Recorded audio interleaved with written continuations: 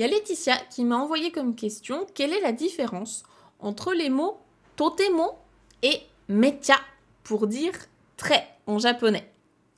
Alors j'ai déjà fait, il y a 2 vidéos vers lesquelles déjà je peux vous renvoyer avant de vous raconter tout ce que j'ai prévu de vous raconter aujourd'hui. J'ai fait une première vidéo sur qu'est-ce que ça veut dire mecha, mecha, mechakucha. Donc ça, il y a une première vidéo sur justement les différentes utilisations possibles, parce que ça ne veut pas dire que très, il y a aussi d'autres usages différents.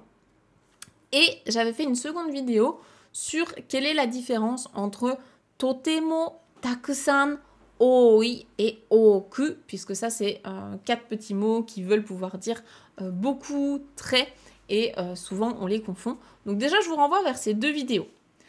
Maintenant, aujourd'hui, ce que je voudrais faire, c'est voir avec vous 10 manières possibles de dire très en japonais.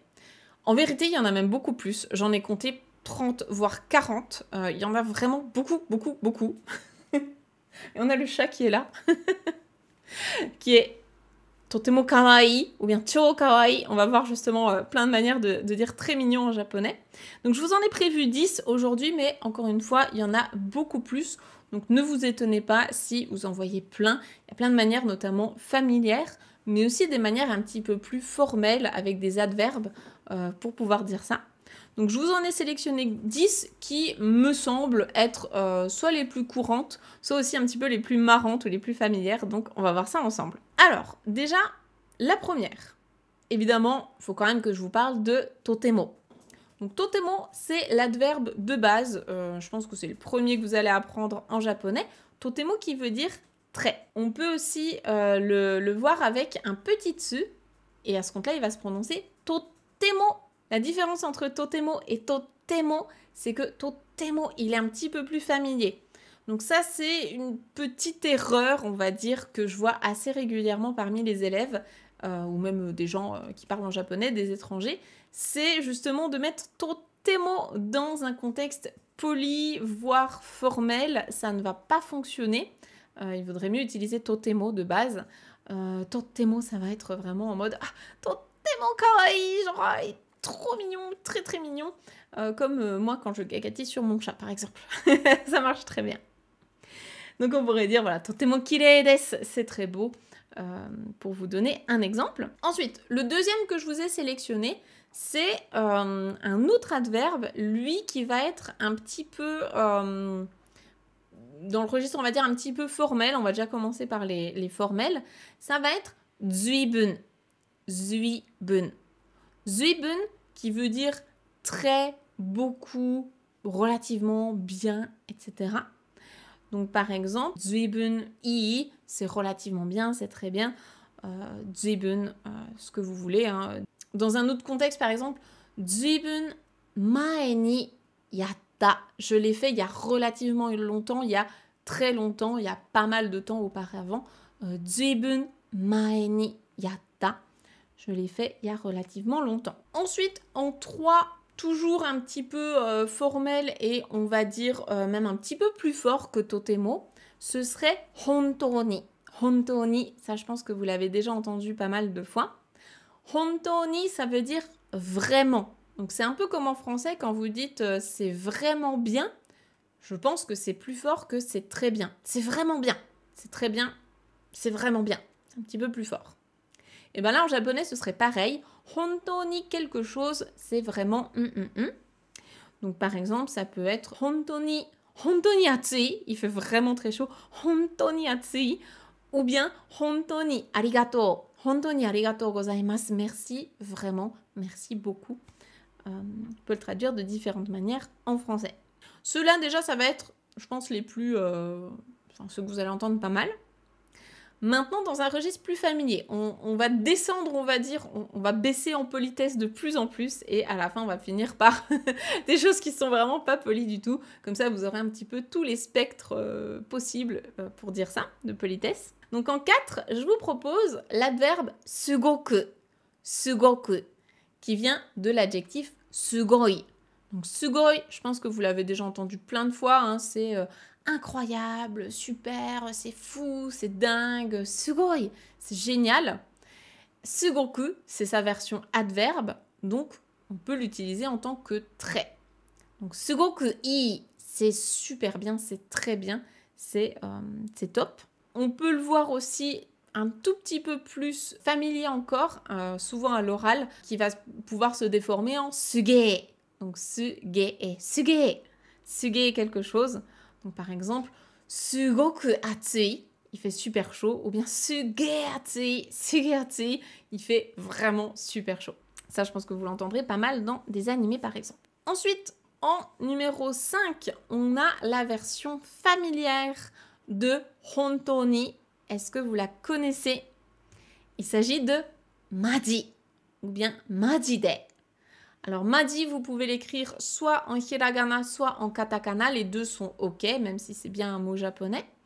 Maji ou bien Majide. Il va être donc plus fort et il est plus familier aussi. On peut le voir par exemple dans Maji Kawaii, genre c'est vraiment trop mignon, c'est trop cute. Maji Kawaii ou bien Majide Tsukareta. Majide Tsukareta, je suis vraiment crevée, je suis vraiment fatiguée. Majide Tsukareta ou Maji Tsukareta, je suis vraiment crevée, fatiguée. Ensuite, en numéro 6, moi je pense que c'est un de mes préférés, c'est celui que j'utilise, je pense, le plus au quotidien, c'est Cho. Cho. Donc Cho, c'est la version vraiment familière de Totemo. Cho kawaii, c'est trop mignon, c'est très mignon. C'est super mignon. C'est plutôt les jeunes qui l'utilisent, mais on va voir que maintenant, les jeunes là, de 2023, ils utilisent encore d'autres manières. Là, le cho, c'était le truc jeune, on va dire, des années 2000. Maintenant, ça a un petit peu évolué. Donc, cho kawaii ou bien cho atsui, cho tanoshi, etc. Tout ça, ça fonctionne. Vous mettez cho plus un adjectif derrière. D'ailleurs, si vous êtes fan de Dragon Ball, en fait, Dragon Ball Super, le super, c'est cho en japonais. Vous pouvez le retenir comme ça. Ensuite, en numéro 7, et ben justement, le fameux mecha dont on a parlé au tout début. Donc, il peut s'écrire de différentes manières. Mecha, avec un petit tsu, mecha. Ou bien avec, on double le truc, mechakucha. On le double, en tout cas, on l'allonge un petit peu. Mechakucha quelque chose. Tout ça, c'est également familier. Et c'est vraiment assez fort, notamment mechakucha, c'est vraiment beaucoup. Donc mechakucha oishi, c'est vraiment trop bon, c'est super bon. C'est assez fort. Donc là, si vous voulez creuser ça, je vous renvoie vers la vidéo que j'avais fait sur mecha et mechakucha. Ensuite, en 8, un mot, je pense que c'est le mot presque quasiment le plus utile en japonais parce qu'il a des milliers d'utilisations différentes, des milliers d'usages différents. C'est yabai. Yabai, alors moi j'aime bien le traduire par terrible en français, parce que quand on dit que quelque chose est terrible, ça peut soit être positif, soit être négatif. Donc par exemple, un accident, il peut être terrible, donc là c'est négatif, mais par exemple, je sais pas, t'as écouté cette musique, elle est terrible, elle est ouf, là c'est positif. Donc dans un sens ou dans l'autre, on peut utiliser terrible, et en japonais avec yabai, c'est la même chose. Yabai, il peut s'utiliser en tant que trait, donc dans certains contextes, ça fonctionne aussi comme ça. Et vous allez le voir aussi sous différentes formes. Donc yabai, on va dire que c'est sa forme normale, adjectif en i. On va le voir comme sugoi déformé en yabe. Donc sugoi qui devient suge à l'oral, et yabai devient yabe à l'oral aussi. Et parfois, vous allez le voir avec un petit tsu raccourci en yaba. Genre, oh, c'est ouf, c'est trop cool, c'est trop bien, c'est trop quelque chose. Donc, par exemple, yabe kake, c'est trop stylé. Ou yabai kakkoi, c'est trop cool, c'est trop stylé. Voilà, ça c'est des choses que vous pourrez entendre. Alors, bien sûr, plutôt dans la bouche de personnes assez jeunes. Vous n'allez pas entendre des personnes de 80 ans parler comme ça, c'est assez rare. Mais si vous écoutez notamment des animés, je pense que ça peut vous être utile.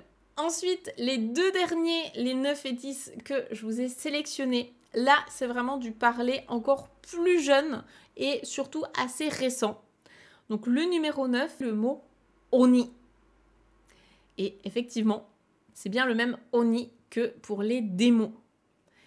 Oni quelque chose, c'est rentrer dans le langage courant maintenant pour dire très. Donc par exemple, oni kawaii, c'est trop mignon. C'est autant très quelque chose que un démon en fait. Donc c'est diaboliquement mignon ou quelque chose comme ça. En fait, ça veut dire très. Donc oni kawaii, ça marche. Ou bien ça fonctionne aussi avec des verbes. Par exemple, oni hataraita, j'ai travaillé beaucoup. En fait, j'ai beaucoup travaillé. Donc j'ai énormément travaillé. Et le dernier, là je vous en propose même 2 pour le prix d'un, c'est en utilisant des insultes. Et oui, on peut utiliser les mots que vous devez connaître, je pense. Baka, pour dire idiot, ou bien aho, qui est une autre manière de dire idiot au japonais. Vous pouvez dire donc baka mitai quelque chose, ou bien aho mitai quelque chose, pour dire que c'est très quelque chose. Si y a un truc qui est vraiment hyper simple, je pense notamment à l'animé Dr Stone, dans lequel on entend beaucoup le personnage principal dire ça, en disant non mais c'est vraiment super simple, en gros c'est tellement simple que c'est con, hein, vraiment c'est dans ce sens-là. Donc vous pouvez dire baka mitai kantan, ou bien aho mitai kantan, c'est très simple en fait, c'est super simple. Et ça fonctionne aussi avec des verbes, donc par exemple le verbe kondeiru, qui veut dire que c'est bondé, c'est blindé de gens, c'est vraiment bondé. Donc un train ou un magasin ou autre, on peut dire donc baka mitai kondeiru, c'est vraiment très très blindé quoi, ça en devient débile tellement c'est blindé de gens. Et une fois qu'on a vu tout ça, bah déjà je pense que ça va vous aider à les repérer dans tout ce que vous entendez en japonais. Mais surtout, ce qui est ouf, c'est que vous pouvez faire des combos entre eux. C'est comme en français, hein, bien sûr. Si vous voulez dire c'est vraiment très bien, bah, vous avez combiné vraiment et très. Bah là, c'est pareil en japonais. Vous pouvez dire par exemple majide yabai.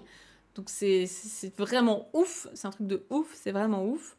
Ou bien vous pouvez dire par exemple yabai, yabai mecha kakkoi. Genre waouh, c'est ouf comme c'est trop stylé. Ce genre de choses. Après, il n'y a pas de limite, hein, bien sûr. Une langue vivante, c'est quelque chose qui évolue. Donc, je pense que dans les prochaines années, on va encore entendre plein de nouvelles versions de totemo, de trait en japonais. Et si vous en connaissez d'autres, d'ailleurs, n'hésitez pas à les partager avec nous. Comme ça fera grossir la liste. Je vous l'ai dit, il y en a encore plein, plein, plein. Là, je vous ai sélectionné les 10 qui, à mon sens, sont les plus utiles. Donc j'espère que vous pourrez vous entraîner avec tout ça. N'hésitez pas non plus à faire des phrases pour vous entraîner. Si jamais vous voulez que je vous les corrige, il n'y a pas de souci. Ce sera avec grand plaisir. Voilà pour cette petite liste bien sympathique.